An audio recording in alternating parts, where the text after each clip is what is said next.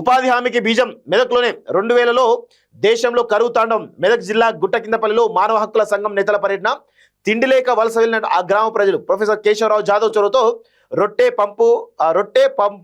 పప్పు పంపిణీ కార్యక్రమం. ఆ స్ఫూర్తితో ఇతర ప్రాంతాలను. ఈ క్రమంలోనే ఉపాధి హామీ పథకం కేంద్రం తెచ్చిన కొత్త చట్టంతో ఉపాధి నిలిచిపోతున్న భయంలో కూలీలు అంటూ చూస్తా ఉన్నాం. 100కు 100% ఉపాధి హామీ పథకం తోటి వాస్తవంగా దాంతో ప్రభుత్వానికి ప్రయోజనం ఏమి ఉండకపోవచ్చు, కానీ ప్రజలకు చాలా పెద్ద ఎత్తున ప్రయోజనం జరుగుతూ ఉంటుంది. ఎందుకంటే 100 రోజుల పని దినాల్లో కనుక పాల్గొంటే ఎంతో కొంత తిండి కన్నా దొరికేటువంటి పరిస్థితి ఉండేది. సో దానివల్ల కొన్ని కోట్ల మంది పేద ప్రజలు కొంతమేర మంచిగా ఆ ఉపాధి హామీ పోవడం వల్ల, ఉపాధి హామీ పథకానికి వెళ్ళడం వల్ల కొంత డబ్బులు రావడంతో కొంత తిండి కన్నా దొరికేది. ఇప్పుడు ఆ ఉపాధి హామీ పథకాన్ని తీసేసేటువంటి పరిస్థితికి వచ్చారు.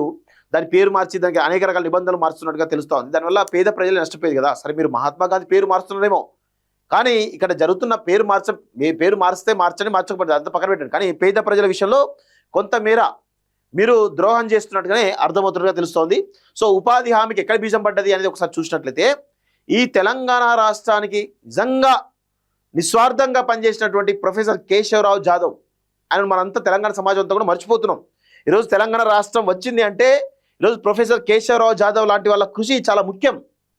అలాంటి వాళ్ళు ఈరోజు కేంద్ర ఉపాధి హామీ పథకానికి కూడా బీజం వేసిరట. సో అదేందో ఒకసారి చూసేయడం ప్రయత్నం చేద్దాం.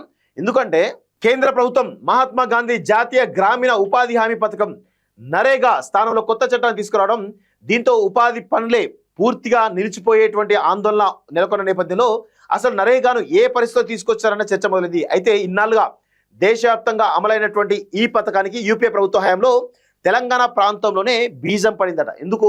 2000 సంవత్సరంలో దేశంలో పలు ప్రాంతాల్లో కరువు నెలకొని గ్రామాల్లో ఉపాధి కరువై ప్రజలు పొట్ట చేత పట్టుకుని వలస బాట పట్టారు. ఊళ్ళే పట్టణాలకు వలస వెళ్ళాయి. ఇలాంటి పరిస్థితుల్లో మెదక్ జిల్లా గుట్టకిందపల్లి గ్రామాన్ని మానవ హక్కుల సంఘం నేతలు బాలగోపాల్, దివంగత ప్రొఫెసర్ కేశవరావు జాదవ్, ప్రొఫెసర్ కోదండరాం తదితరులు సందర్శించారు.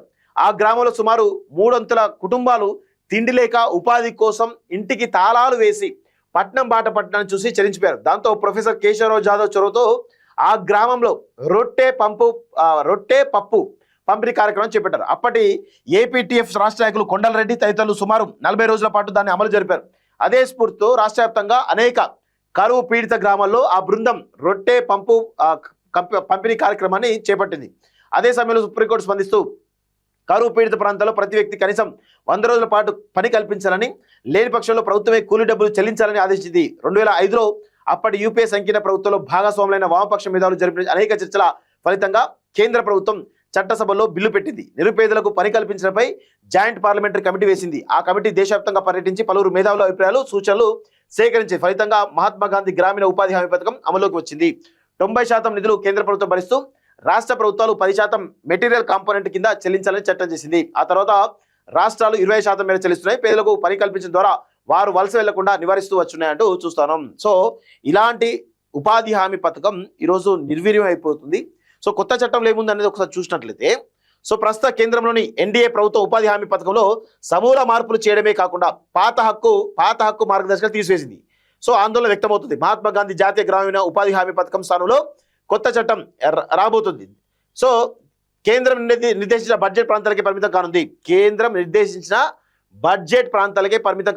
కేంద్ర కూలీలకు ఇస్తున్నటువంటి ఉపాధిలో 60% భరిస్తుండగా రాష్ట్ర 40% నిధులు చెల్లించాల్సి వస్తుంది. అయితే ఏ రాష్ట్రం కూడా ప్రస్తుత పరిస్థితిలో దీన్ని భరించలేవని చాలా స్పష్టంగా అర్థమవుతుందని చాలా స్పష్టంగా తెలుస్తూ ఉంది.